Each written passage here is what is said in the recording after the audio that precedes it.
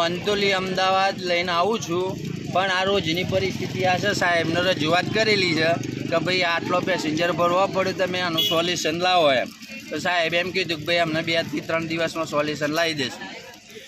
પણ આ બાળકો કોઈ અકસ્માત સર્જાય અને કોઈ દુર્ઘટના બને તો જવાબદારી કોની રહે? જવાબદારી અમે તો અધિકારીને જાણ કરેલી છે સાહેબ, બરાબર.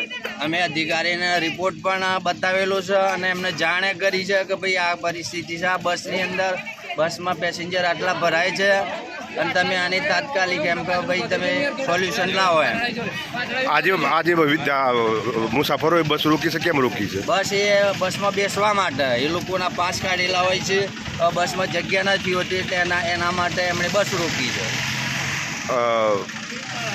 આજે કેટલા પેસેન્જરો છે? આજે અંદાજે ઓછામાં ઓછા 140 પેસેન્જર હશે. તમે વારંવાર આવો છો તો કેટલા પેસેન્જરો લઈને જાઓ છો? રોજના અમારે અમુક સમયે 151, 52, 140.